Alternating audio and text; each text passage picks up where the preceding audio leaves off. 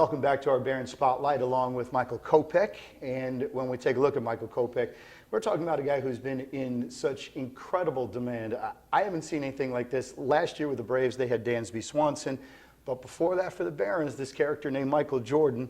And we're going to go over all and what he has had to do since becoming a Baron. But we'll get to that in a little while.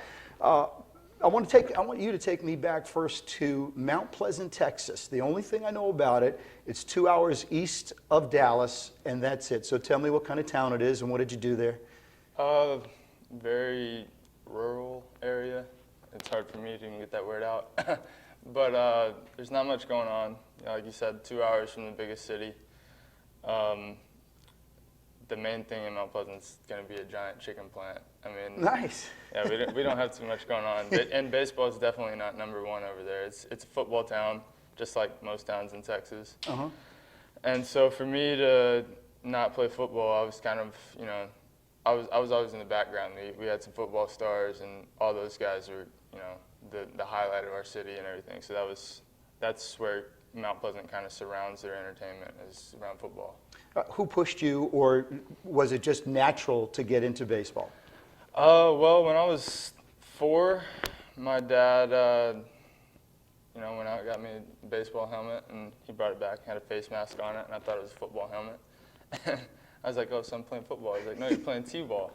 And so, I played a couple years of T-ball or whatever, and then my dad started to coach me, and when he started to coach me, I got really into it. And ever since then, I've loved the game. We talk so much about you. We talk about the things off the field, but what we haven't talked enough about is your dad. You told me he's a lawyer, and I know that there's a great relationship. So tell us about your relationship with Dad. From the time I was very young, I wanted to follow in my dad's footsteps some way. And so, when I found out what a lawyer was when I was 4 years old, I was like, oh, I want to be a lawyer, I want to be a lawyer. And then I realized I didn't like reading too much a couple years later.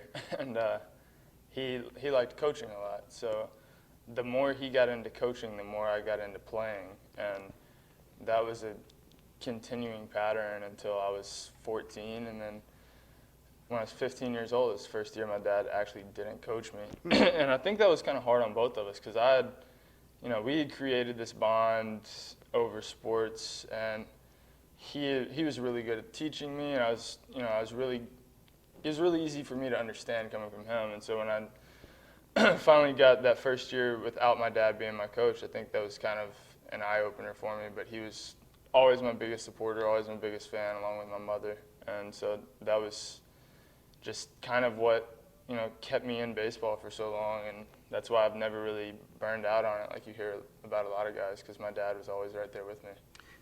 Or at what age did you feel and did you sense that you were different, that you were able to play ball at a better level than other kids your age or your size?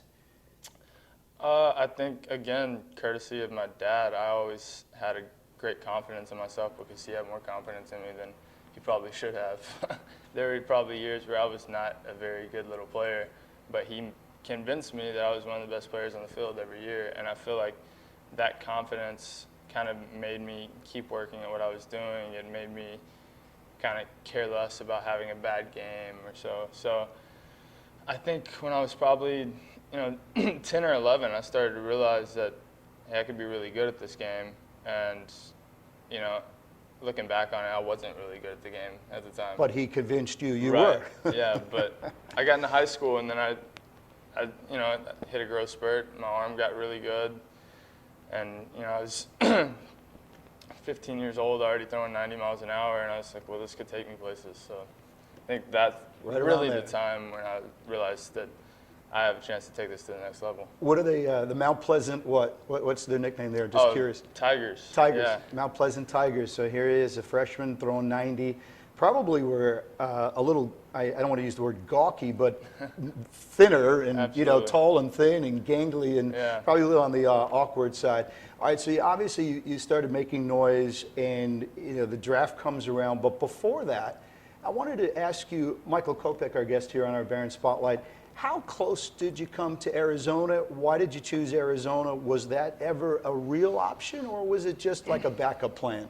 I think for me, especially my junior year, I considered it as a real option because at the time I wasn't sure if I was going to be a high draft pick or what, and if I wasn't going to be a high draft pick, I was set on going to school and competing somewhere and maybe giving myself a better shot once I went to school.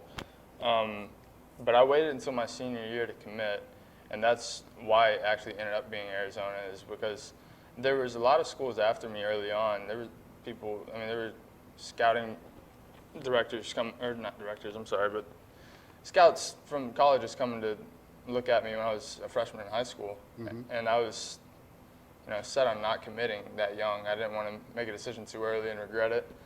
So I waited till my senior year, and by that time, I think I was interested in 5 schools at the time, and they ended up filling out their roster spots before. Because you didn't commit. Right. I waited too long, I guess. In my opinion, I didn't think it was too long. I was a senior in high school. I feel like that's when you should commit. But right. Now it's getting earlier and earlier, and Arizona was one that still had a couple roster spots open, and they offered me a pretty good scholarship, and they were a team that was coming right off of a College World Series championship. So I was extremely excited about that, and that's how I came to that decision.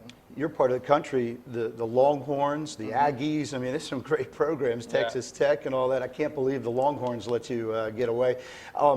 You talked to teammate Courtney Hawkins. I mean, it was, Longhorn baseball, and I know the tradition and how they treat people. How were they towards you? Did they want you to come there? That was the first team that wanted me to come there. So I was, like I said, I was a freshman in high school. I was 14, 15 years old. They told me what they would be able to offer me as a scholarship when I did sign. Wanted me to verbally commit at 15, and I was talking to my dad, and I was like, listen, my dad went to the University of Texas. Oh. Yeah, and so I was talking to my dad, and I was like, listen, I know this is my dream, I know this is your dream, but this is early. And he agreed with me, and right. he was like, well, I think we should wait it out, And then as many kids in Texas that are interested in University of Texas baseball, right. They just started getting commits like that, and so by the time I was ready to commit, it was too late.